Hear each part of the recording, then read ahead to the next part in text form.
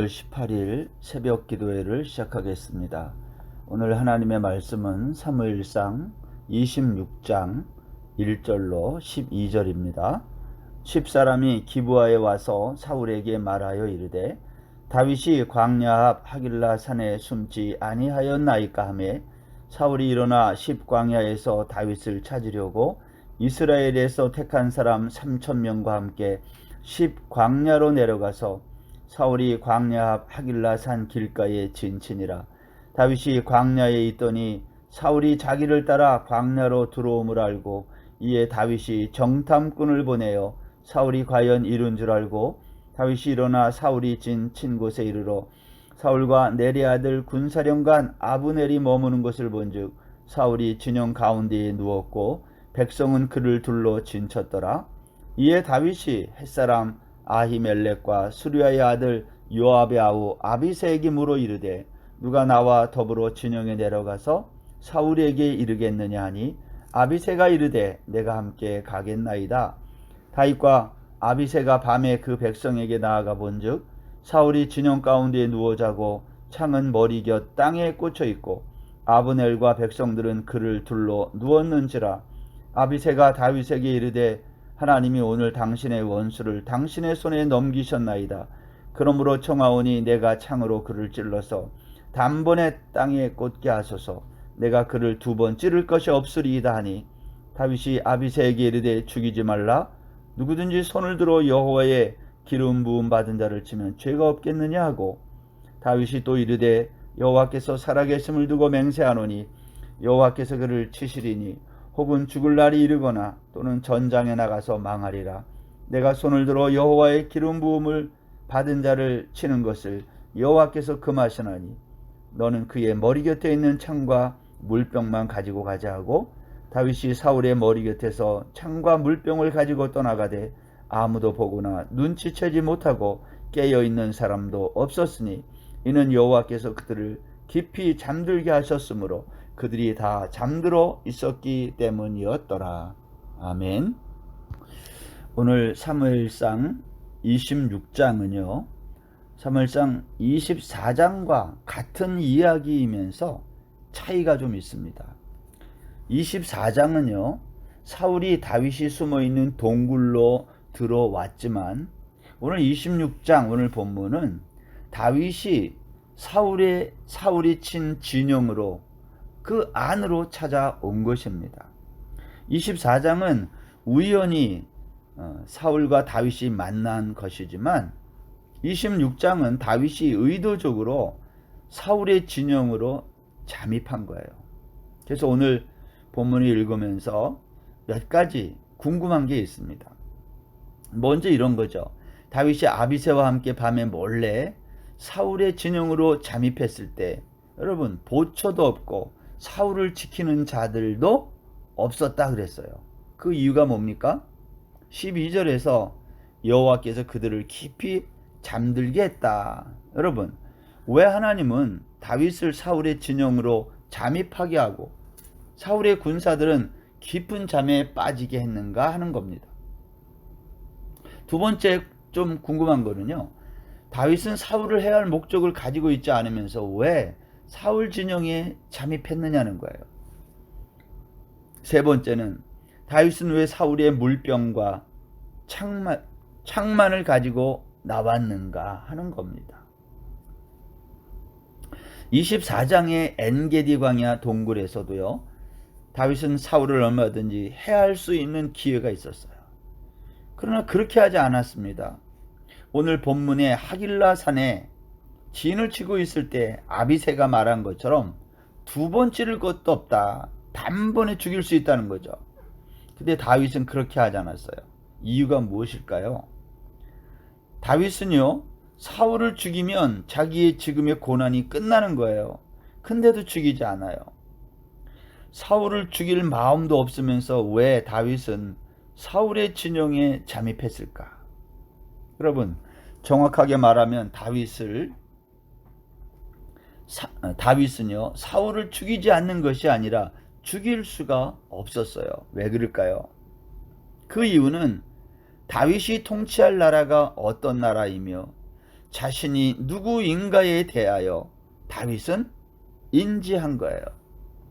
자신이 하나님 나라를 이 땅에 회복하고 세울 왕이라는 사실을 다윗은 인지하고 있었던 것입니다. 사울은 자신의 가문과 집의 명예를 위해서 싸웠다고 하면 다윗은 하나님 나라를 위해 싸운 것이에요. 아비가일이 고백한 것처럼 다윗은 여호와를 위한 싸움을 싸우고 있기 때문이라는 것이죠. 하나님은 다윗이 나발을 죽이려는 순간에 그의 아내 아비가일을 통해서 다윗의 손에 피를 흘리지 않도록 했어요. 오늘 본문에서도 아비새가 말합니다. 하나님이 오늘 당신의 원수를 당신의 손에 넘기셨습니다.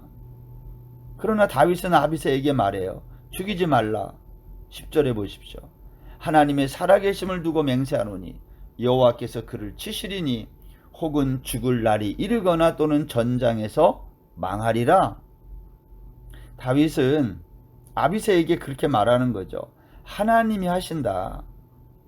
다윗은 무례한 나발을 치기 위해서 칼을 차고 400명을 이끌고 가는 미성숙한 모습을 보이기도 했지만요.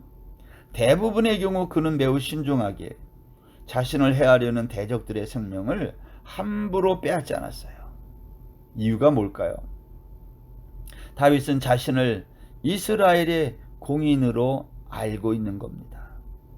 자신이 하나님 나라를 이 땅에 회복하고 세울 왕이라는 사실을 인지하고 있었다라는 거죠. 다윗은 사울 왕을 죽일 수 있는 여러 기회가 있었음에도 불구하고 죽이지 않고 계속해서 고난과 역경 가운데 지낸 것. 그 이유는 자신이 세울 하나님의 나라가 어떤 나라인지, 그 나라의 성격은 어떤 성격인지를 보여주는 겁니다. 여러분, 다윗이 세울 그 하나님의 나라는 어떤 성격의 나라일까요? 우리가 오늘 사무엘상 26장에서 앞에서도 그렇지만 하나님의 나라, 다윗이 세울 그 나라는요, 생명을 소중히 여기는 나라라는 거예요. 다윗의 위대함은 그가 사울을 죽일 기회를 가졌으면서도 그를 용서하고 살려둔 것이 아니라요. 왜 그가 사울을 죽이지 않고 살려두었는가에 있어요. 다윗은 자신이 누구인지를 잘 알고 있었던 것입니다. 사울을 죽이면 모든 일이 쉽게 끝나지만 다윗이 그렇게 하지 않은 것은 사울 왕국과 자신이 세울 하나님의 왕국이 다르기 때문, 그것을 다윗은 인식했다는 겁니다. 다윗이 생각한 나라는 생명을 소중히 여기는 나라였어요. 다윗은 자신이 왕이지만 자신을 왕으로 세운 하늘의 왕이 있음을 알았던 거죠. 자신을 기름 부어 왕으로 세우신 왕은 생명을 소중히 여기는 분임을 알았기에 다윗도 생명을 소중히 여긴 것입니다. 이것이 메시아 왕국의 특성입니다. 다윗과 함께한 사람들은요, 사울을 죽여야 우리가 산다고 생각했어요. 그래서 기회가 올 때마다 죽이라는 거예요. 그러나 다윗은 그렇게 하지 않았어요. 왜냐하면 자기가 다스릴 나라는 생명을 귀하게 여기는 나라이기 때문이죠.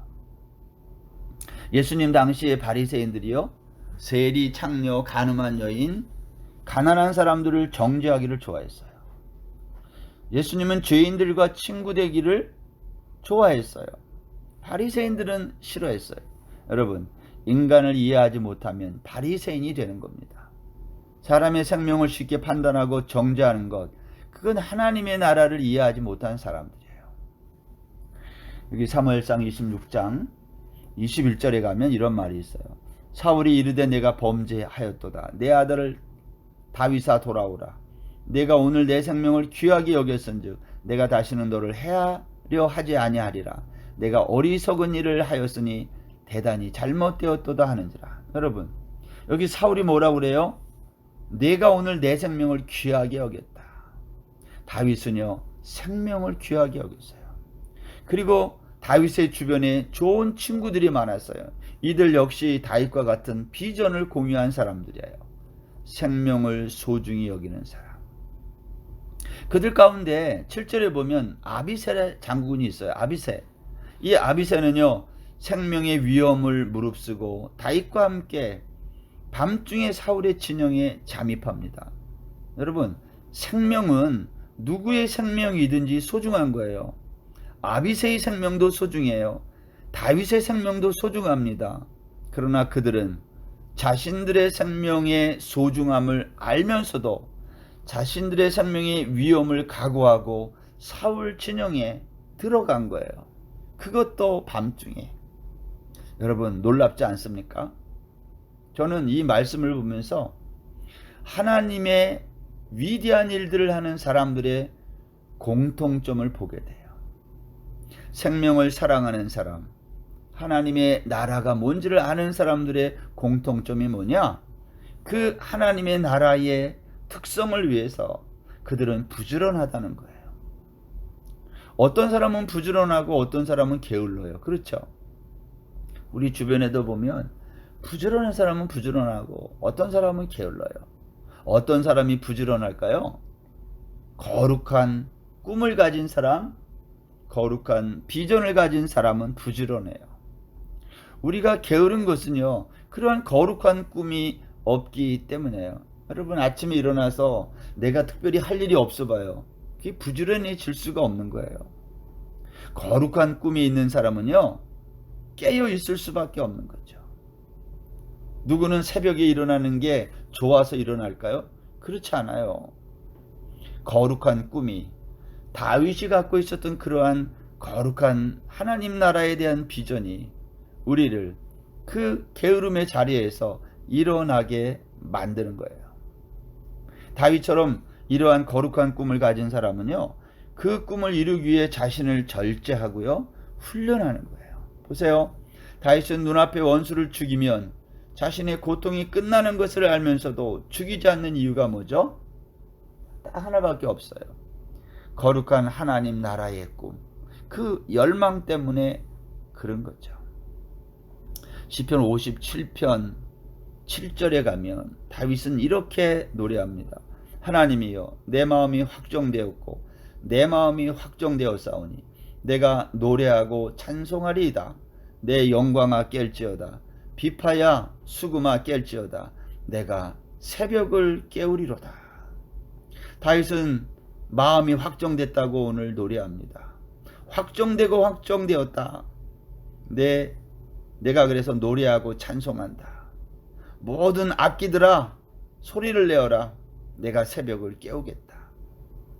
마음이 거룩한 꿈, 그리고 거룩한 비전으로 확정된 사람은요, 새벽을 깨우는 거예요.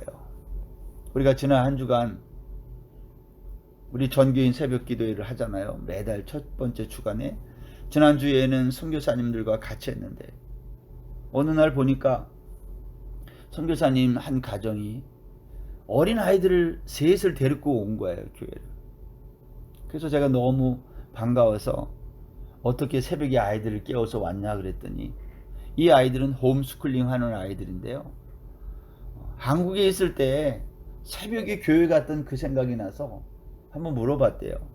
내일 새벽에 교회 갈 건데 너희들도 가겠니? 그랬더니 이 어린아이들이 그것을 생각하며 가고 싶다고 했다는 거예요. 그래서 데리고 왔어요. 제가 너무 그 아이들이 귀해서 아침에 데리고 나가서 같이 밥도 먹고 또 선물도 주고 이렇게 했어요. 여러분, 우리가 새벽에 일어나서 거룩한 꿈과 비전을 하나님께 아뢰는 것, 이게 얼마나 이 시대에 필요한 것인지 알 수 없어요. 시편 119편 147절에 보면요, 내가 날이 밝기 전에 부르짖으며 주의 말씀을 바라싸우며 주의 말씀을 조용히 읊조리려고 내가 새벽녘에 눈을 떴나이다. 여러분, 시인은 새벽에 왜 눈을 떴어요? 말씀을 읊조리려고, 말씀을 묵상하기 위해 다윗은 새벽 전에 일어나 부르짖었다. 이것은 다윗이 전적으로 하나님만을 의지했다는 증거입니다. 사랑하는 여러분, 오늘 다윗의 비전과 꿈이 저와 여러분의 비전과 꿈이 되기를 바랍니다. 메시아 왕국에 대한 거룩한 꿈과 비전이 다윗을 부지런하게 만들었던 것처럼 메시아 왕국의 그 생명을 소중히 여기는 그 비전이 다윗을 그러한 사람으로 만들었던 것처럼 저와 여러분들에게도 다윗의 이 꿈과 비전으로 하나님의 나라에 대한 꿈으로 가득 찬, 그래서 새벽을 깨우는 저와 여러분 다 되시기를 주의 이름으로 축원합니다. 기도하겠습니다. 하나님 아버지, 오늘 다윗은 자기가 누구인지를 잘 알고 자기를 괴롭히는, 자기를 죽이려고 하는 사울을 그가 얼마든지 제거할 수 있었지만 그렇게 하지 않고 하나님에게 이 모든 일을 맡기는 참으로 위대한 일을 우리에게 나타내 보입니다. 그는 자신의 이 거룩한 비전을 위해 그는 얼마나 부지런했는지, 그는 새벽에 일어나 하나님께 부르짖었다고 오늘 말씀합니다. 오늘 이 말씀을 듣는 우리 모든 주의 성도들이 다윗의 꿈과 비전으로 부지런한 열정 있는 하나님의 백성들 다 되게 하여 주옵소서. 이 땅의 모든 일들을 하나님의 주권 아래 맡기고 순종하고 나갈 수 있도록 은혜 내려 주옵소서. 감사하며 예수님의 이름으로 기도드립니다. 아멘. 오늘 하루도 평안하십시오.